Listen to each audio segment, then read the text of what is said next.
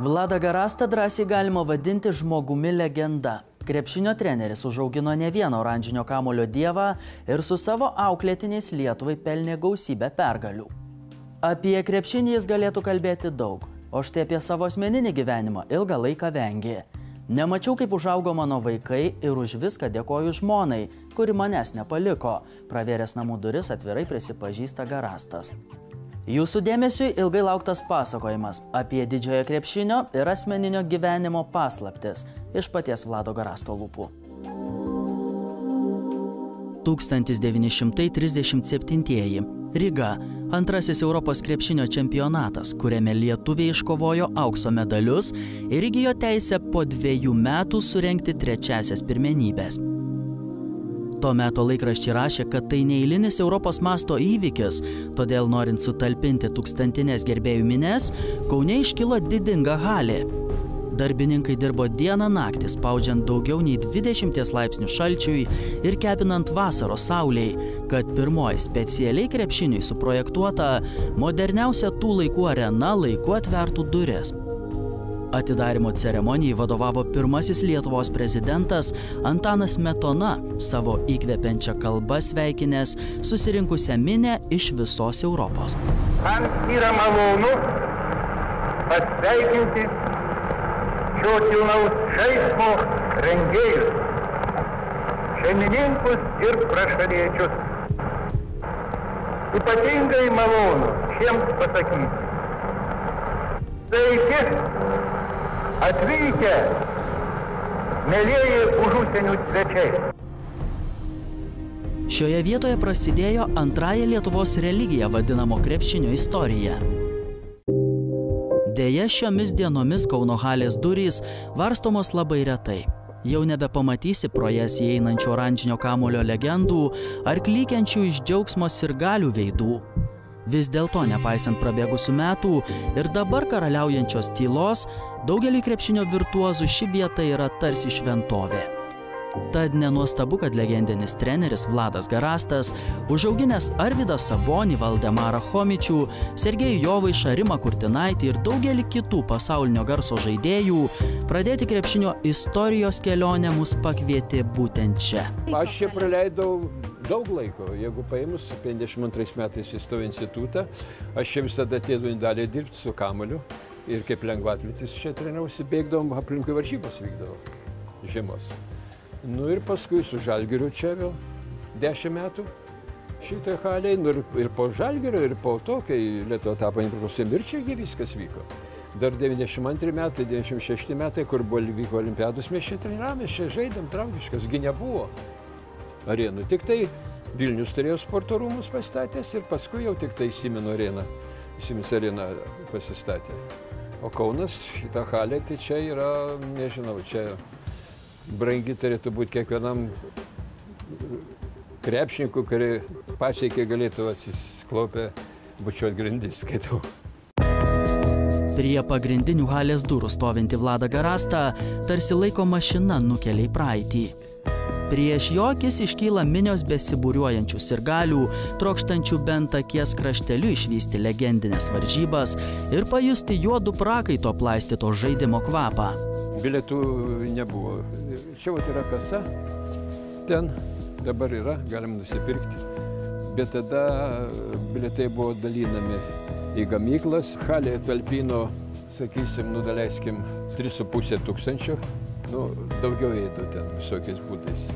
Tai paraiškų būdavo iš kitur ant 20 tūkstančių, ant 25 tūkstančių. Paraiškų iš visos Lietuvos atėdavo, kad prašom mums gauti tiek nusipirkti bilietų. Nėra jų.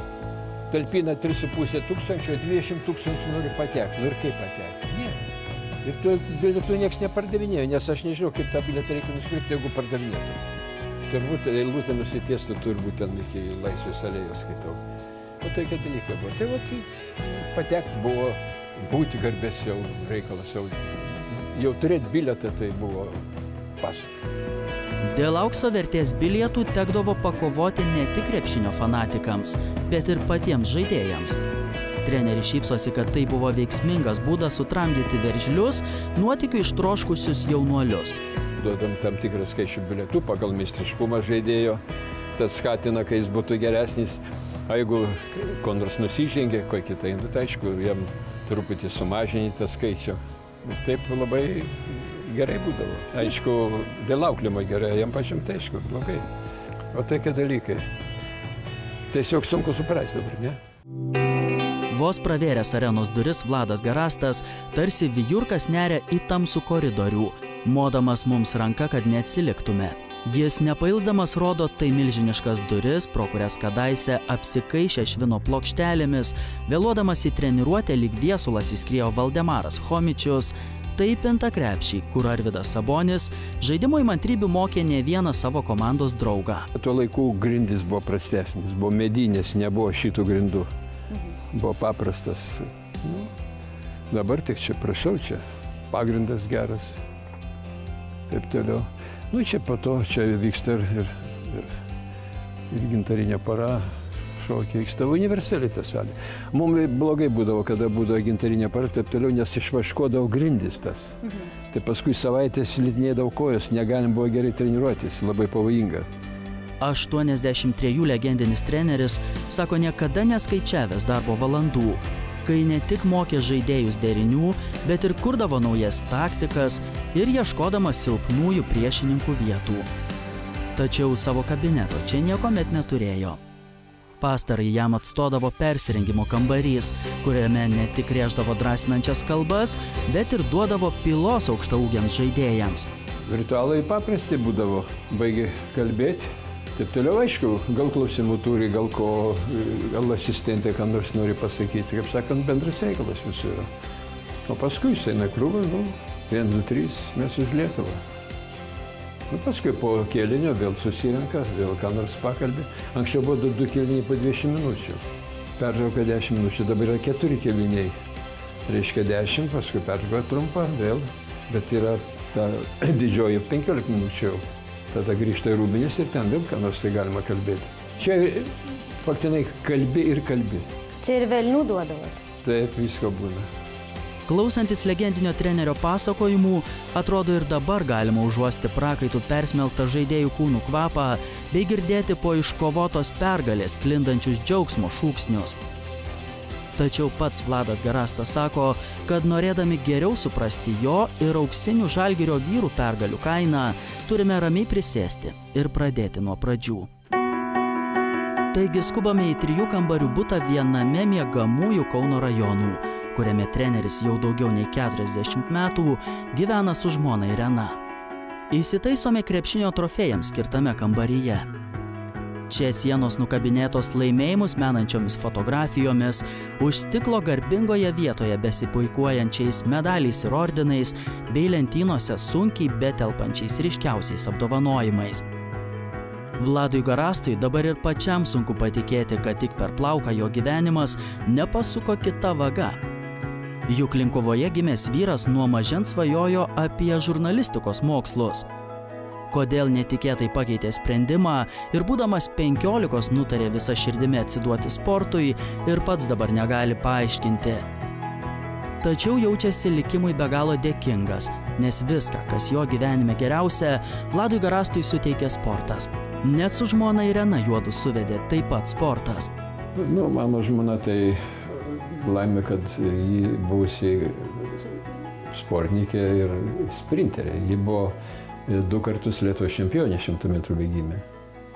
Aš ir buvau lengvaatletas. Mes kartu dalyvaudam spartakiadose, bėgiodavom nuo mokyklos laikų. O paskui mokėsi pedagoginiam, aš Kaune mokiausi, ir visą laiką palaikėm ryšius. Ilgai mes draugavom, kokius 8 metus. O paskui apsivedėm, kai jau pabaigėm viską. Mano kaip vyro įsitikimu dabar paima apsiveda ir už 3 dienų išsiskiria. Ir tų skirybų būna labai daug. Žiūriu, kad virš 50%. O faktinai, nežinau, nuo ko tas buvo, gal mes seno kirpimo, aš skaitau, kad gali apsėsti tada, kada tu turi pagrindą po kojom. Turi kur gyventi, turi atlyginimą, kad tu jau esi. Negali būdamas studentu gaudama stipendiją apsivesti. Aš nežinau, kaip tada tas gyvenimas, kur gyventi bendrabatį. Ir panašiai, skaitau, turi būti tam tikros sąlygos. Vos išgirdusi, kad vyras kalba apie jų dviejų pažintį, ponia Irena tik nusijuokė. Moteris neslėpė, kad po tuoktuvių savo vyrą mažai tematydavo, o jų vaikai, pamatę skrendantį lėktuvą, visuomet klausdavo, čia tėtis grįžta. Vis dėlto ji niekada neniurzgėjo, nekonkuravo su vyro aistra ir stengėsi visada jį palaikyti. Štai ir šis kambarys, į kurį mus vedasi Vladas ir Irena Garastai, žmonos nuopelnas ir rūpestis. Šeimai skirtame kampelyje ant sienos puikuojasi ne tik vaikų, bet jau ir anūkų vestuvinės nuotraukos, primenančios smagiausias švenčio akimirkas. Čia anūkė po olimpiados sutiko 96 metais. Matot, kokia buvo, dabar va kokia. O čia anūkas jau dar kur dirba, baigęs su žmona, apsivedė. Ne Garastienė, bet Garastė. Kol ponia Irena ant savo pečių laikė visus 4 namų kampus ir augino 2 jų vaikus, sūnų Virgilijų ir dukrą Jolantą, sutuoktinis vis daugiau laiko skyrė krepšiniui. Vietoje buvimo su savo vaikais, dažnai pasirinkdamas alinančias treniruotes. Anksčiausiai, jeigu neįsiu miegoti, bus anksčiausiai 12. O keltis tai vėliausiai reikia kokią 7 ryto. Nes jau, sakysim, stovyklose jau 8:30 mankšta, daleiskim. Paskui vėl individualios treniruotės ir visą laiką tarp tų tarpų ruošiesi. Juk turi žinoti, kokie pratimai bus, kokie yra reikalingi, kokie naujini, kas netinka, domėtis, skaityti. Visą laiką nėra kada, sakysim, būdavo po pietų poilsis pietų. Tai nėra kada. Jo vėl sėdi, galvoji, ypač išvažiavus, kada rungtynės, galvoji, kaip čia žaisi, kaip varžovai, kaip kas čia, reikia labai daug pasiruošimo. Treneris anot Vlado Garasto privalo turėti ne tik šaltus nervus ir geležinę kantrybę, bet ir išmanyti psichologiją. Kaip tėvas savo vaikus pažinoti kiekvieną komandos narį. Kitaip, kaip Birkšties krepšininko akise, įžiebti nepavyks. Vis kartodavau, kad, sakau, jūs žaidžiat ne savo, bet žaidžiat Lietuvos žmonėm. Jie dabar visi prie televizorių, visi žiūri, laukia jūsų laimėjimo ir visi džiaugiasi. Tai yra pats svarbiausias dalykas. Suteikti žmogui pasigėrėjimo, džiaugsmo, pasididžiavimo savo tauta, savo, reiškia, vaikinais. Čia yra pats svarbiausias dalykas, pati svarbiausia dovana, kurią tu gali padaryti. Ir vat Kaune, kai būdavo varžybos, tai išmirė gatvės tuščia, niekas. Nei autobusai vaikšto, nei žmonės važinė, visi būdavo prie ekranų. Ir dabar įsivaizduojat, nuvilti jos. Tai yra baisus dalykas. O tas, reiškia, stimulas vienas tokių pagrindinių buvo. Kad žaist, gerai žaist, gražiai žaist. Tai yra ir spektaklis savotiškas. Pasakojant apie jau legendomis tapusias jo treniruojamų vyrų pergalės, Vlado Garasto balse skamba pasididžiavimas. Žemiausias tai va turbūt, va čia šitą, jau čia žemiausia yra Brazys, va čia šitas Chomičius. Kurtinaitis. Kurtinaitis yra 1,94 m su jau aš atrodo, kai maži. Tai de facto nedidelį. O čia va ten jau yra, eina virš 2 metrų. Lekarauskas, Čivilis, Sabonis, Jankauskas. Apie kiekvieną iš savo vyrų treneris gali ištisas valandas pasakoti istorijas. Štai Valdemaras Chomičius buvo pavyzdys visiems. Niekada netausojo savęs nei per treniruotes, nei juo labiau per varžybas. Jeigu paėmus daviniai, 1,88 m ir, dirbo, labai daug dalį dirbo. Ir, sakysim, tokį vieną epizodą. Mes, kad stiprit kojas, daugumas vartojo prisėdimus su štanga, bet ta štanga gadino stuburą labai. Ir dabar halėj treniruotė buvo, jau reikia pradėti, Chomičius nėra. Pradėsiu bėga sušilęs. Sako, tai kokia čia dabar vėluoja? Sako, atbėgau dabar va čia 3 kilometrus iš namų, bet sako, matot, 2 diržus turiu segiosiais. Jis atbėgo į treniruotę, užsidėjęs apie 20 kg, suprantat, ir dar treniruotę, bet. Dabar duokit krepšininkui, kai su diržais prabėgtų 3 km ir dar treniruotę dalyvauti. Tai įdomu, kaip čia atrodytų, norėčiau matyti aš. Net ir pasibaigus treniruotėms Valdemaras likdavo salėje ir mėtydavo į krepšį iki sutemų. Treneris įsitikinęs, kad tik darbštumu ir geležinė valia ypatingų talentų neapdovanotas Chomičius pasiekė krepšinio aukštumų. Ne veltui daugelis sirgalių dažniau nei vardu šį sportininką šaukdavo geležinio žmogaus pravardę. Jis yra išmetęs iki 10 000 metimų į krepšį. Tai tegu paskaičiuoja kiekvienas. Tada per savaitę, tada dieną reikia mesti po 1000. Nu, po 1000, taip, 150 metimų. Nežinau. Tai koks darbas. Bet svarbiausia, geležinis, tikrai pleininis, jis atlaiko tą krūvį. O kas yra kitas, pasitreniruotų 1-2 dienas ir paskui 3 dieną į ligonį gal reikėtų vežti. Ir panašiai. Taip kad, o tokie žmonės, kai susirinka, už tai ir pergalės. Kitas pasididžiavimo vertas auklėtinis Arvydas Sabonis, nepaprastų talentų užkariavęs visą pasaulį. 2 metrai 13 centimetrų. Taip, 60 metų laukime šių centimetrų. Nu, čia jau yra talentas. Aš jį vadinu 20 amžiaus krepšininku. Kol kas nematau, kas jį pakeis. Tokio kito nėra. Kol kas. Gal bus. Bet istorija mums rodo, kad tokio Vytauto Didžiojo antro nebebuvo. Taip? Dar kai kurio nebebuvo. Lietuvoje iki šiol nėra nei vieno kito krepšininko, kuris vos 17 būtų tapęs pasaulio čempionu. Arvydai, tikslus tavo amžius. Šiandien. Kiek? 18 metų.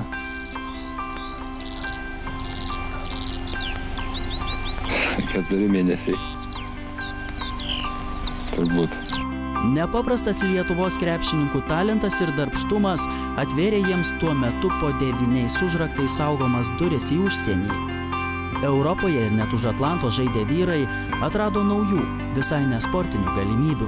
3 komandos išėjo CSKA, Žalgiris ir Maskvos Dinamo į Europą.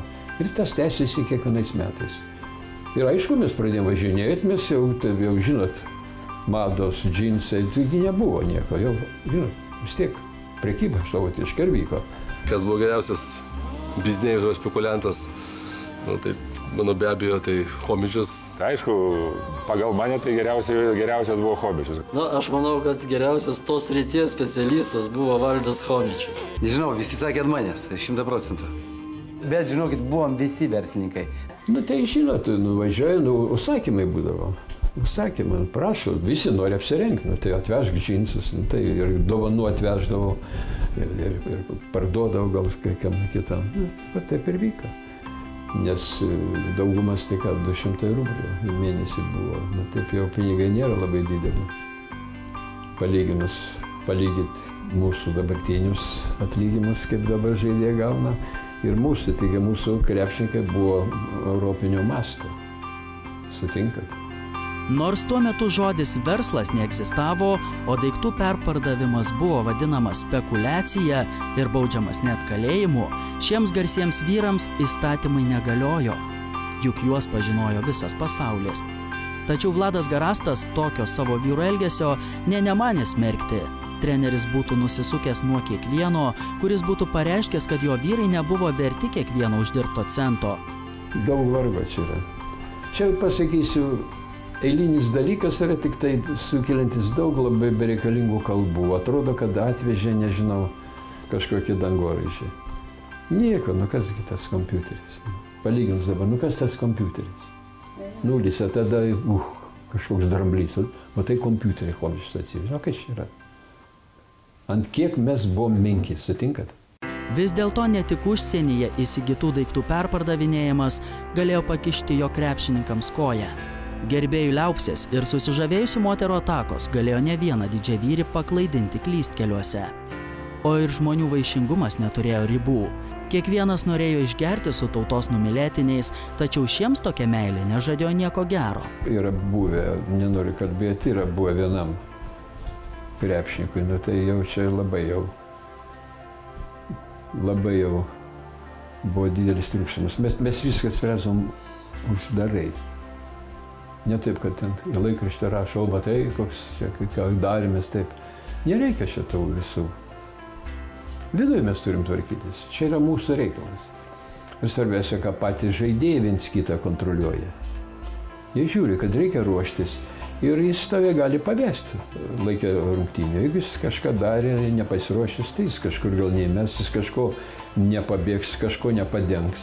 Tai tik tai blogai visiems bus. Taip, kad artėdavo labai atsakingos varžybos, turą viens kitą prižiūrėdavo patys. Patys labai daug prižiūrėdavo. Kiekvieną savo vyrą Vladas Garastas pažinojo tarsi vaiką. Bendravo su žmonomis, džiaugiasi atžalų gimimu, stabdė praradus saiko jausmą ir visi tarsi viena didelė šeima švęsdavo pergalės. Tačiau būta ne tik gerų akimirkų. Taip nutiko, kad vieną dieną tie kiti skaudūs išgyvenimai paėmė viršų. 91 metais aš jau parašiau pareiškimą, kad išeinu, kadangi jau pradėjo laikyti mane vos neišdaviku, reiškia, kad aš... Nors komandai mano antras asistentas buvo Osetinas, jis iš Šiaurės Osetijos. Jis sako, pažiūrėk, sako, pas mus visai rusų nėra. Tik vienas, masažistas. O kiti buvo ukrainiečiai, estai, latviai, ten suprantat, ir tokie. Tai vat, bet parašiau pareiškimą išėjau ir aš išvažiavau dirbti Čekoslovakiją, dirbau 2 metus. Tačiau iš Sovietų Sąjungos gniaužtų išsivadavusi Lietuva taip pat turi galimybę į olimpines žaidynes siųsti savo komandą. Dėl šio tikslo Vladas Garastas atsisako čekų pasiūlymo ir grįžta į Lietuvą. Subūręs geriausius savo vyrus 1992-aisiais, treneris išvyksta į Barseloną. Pirmąją atkurtos Lietuvos krepšinio rinktinę į olimpines žaidynes išlydi didžiulė delegacija, o palinkėjimą rėžia pats Vytautas Landsbergis. Pinigų nėra, sąlygos kur kas prastesnės nei kitų komandų, tačiau lietuvio akyse dega vienintelis tikslas – nugalėti. 92 metų su Kinija, su Venezuela, su Puerto Riko, su Australija ir su Brazilija. Pradėjo kokios komandos. Nežinomas, nematytas ir taip toliau. Mes visas aplašėm. Ir dabar su Brazilija žaidėm ir balikė, nežinau, kiek tai minučių ir mes pralašinėjom, kiek tai taško. Aš paėmė minutę. Nu, žinojom, ką reikia biškai pakariugot, patvarkyti, bet Sabonio posakis, vyrai. Liko 5 minutės ir tų minučių mums daugiau niekas neduos. Ir laimėjom. Jis galėjo tylėti. Bet pasakymas iš šono dar papildomai, reiškia, davė impulsą komandai, kad tikrai nieks neduos. Lietuvos rinktinė buvo nesustabdoma. Deja, burtai lėmė, kad pusfinalyje ji susitiko su neabejotina turnyro lydere – Amerikos svajonių komanda. Visa Lietuva sulaikiusi kvapą stebėjo šią kovą. Vyrai grūmėsi taip, tarsi pralaimėjimas reikštų mirtį. Nusileido vos 4 taškų skirtumu, tačiau pelnė viso pasaulio ir net svajonių komandos krepšininkų pagarbą. Šie niekinančiai žiūrėję į visus kitus priešininkus, su lietuviais vieninteliai sutiko nusifotografuoti, taip išskirdami mūsiškius iš visų kitų. Tąkart Lietuvos rinktinės vyrų krūtines papuošė bronzos medaliai. Tačiau jausmo, kurį patyrė stebėdamas, kaip kyla Lietuvos vėliava, Vladas Garastas sako nepamiršęs niekada. Po olimpinių žaidynių paskutinė scena, kai baigėm žaisti ir tada ant rankų ir išėjom. Šiandien tik ši nuotrauka primena daug nervų, prakaito ir net kraujo kainavusią kovą. Vėliau buvo visko. Vlado Garasto treniruojama užaugo ne viena karta, iškovota ne viena pergalė ir medaliai, gauti valstybiniai apdovanojimai. Tačiau saldžiausia pergalė vis dėlto pasiekta Barselonos olimpinėse žaidynėse. Aš baigiau treniruoti rinktinę būdamas 65 metų. Dabar Kazlauskui 60 metų. Dar jam reiks išdirbti 5 metus. O jeigu pagerinti man rekordą, reiks 6. Oho, nežinau, kaip šis laikys nervai. Tik suprantu, pažiūrėkit, kas dedasi. Iki pat paskutinės sekundės sėdi ir nežinia, kuo baigsis. Tai ką manot, lengva? Nelengva, paskui po to, kas vyksta. Atlaikyti kritiką tą. Vėl tokius dalykus, kas dedasi. Reikia, nežinau, iš viso. Sako, nimti galvą. Nu, tai palauk, tai kaip tai nimti galvą? Tiesiog nemedinis, vis tiek pergyveni. Ir taip toliau. Kada teisinga kritika būna, tai nieko. Bet kada įsigalvoja, ten prikuria, ką nors, o tada biškis skauda. Aš už teisybę tai nepykstu gerai. Tegu kalba, tegu šneka, visur yra sveikas dalykas. Turi negyventi savo paties sukaltam narve. Bet turi klausytis aplinkui, kas dedasi. Prabėgo jau 4 metai, kai legendinis treneris paliko Lietuvos krepšinio federacijos prezidento pareigas. Dabar regis galėtų su žmona džiaugtis gyvenimu, tačiau krepšinio pamiršti negali. Visą laiką domisi, konsultuoja, pataria ir padeda tiems, kas paprašo pagalbos. Ilgai laukusi, kol vyras galiausiai visą dėmesį skirs šeimai, ponia Irena tik šypteli, nebesitiki, kad sutuoktinis kada nors išsižadės sporto. Vis dėlto širdį glosto vyro žodžiai, kai žvelgdamas į žmonos akis už visas pergalės ir pasiekimus, jis dėkoja jai. Toks mano gyvenimas buvo, kad aš nemačiau, kada vaikai užaugo. Taip toliau, nes visą laiką praleidau salėje, važinėdamas autobusai, lėktuvai, traukiniai ir žmona augino viską tvarkė jį. Man atrodo, kita moteris nebūtų išlaikiusi šitos naštos. Nu, ne sportininkė, kuris suprato gyvenimą vyro. Kita būtų turbūt ėjus ir išėjus kitur. O taip. Ko palinkėtumėt tai dabartiniai jaunai krepšininkų kartai? Nu, ko palinkėčiau? Pirmiausia, kad pratęstų mūsų tą laimėjimų tą kelią tokį, kad ir toliau eitų Lietuvą, kad aukštai būtų tas mūsų krepšinis. Vis tiek jis kažkaip gavosi toks tautinis žaidimas. Nu, gal nereikėtų sakyti, kad čia religija, antra ar ką, tų religijų daug visokių yra, suprantat. Nes toks man labai nepatiko, kai treneris buvo Trifunovičius, va čia Žalgirio. Jis man sako, jūs sakot, kad jūsų krepšinis yra religija, bet sako, kunigus samdotės iš kitos religijos. Suprantat, ką reiškia? Turi kiekvienas atiduoti duoklę savo tautai, nes jie išugdė tą žmogų, išaugino, jis valgė Lietuvos duoną, jam buvo suteiktos sąlygos treniruotis, jis čia viską įgijo ir kai kas užmiršta, kad reikia viską, tą skolą grąžinti mums. O reikia, kad neužmirštų žmogus, kai jis turi jausti pasididžiavimą, kai žaidžia už Lietuvos rinktinę.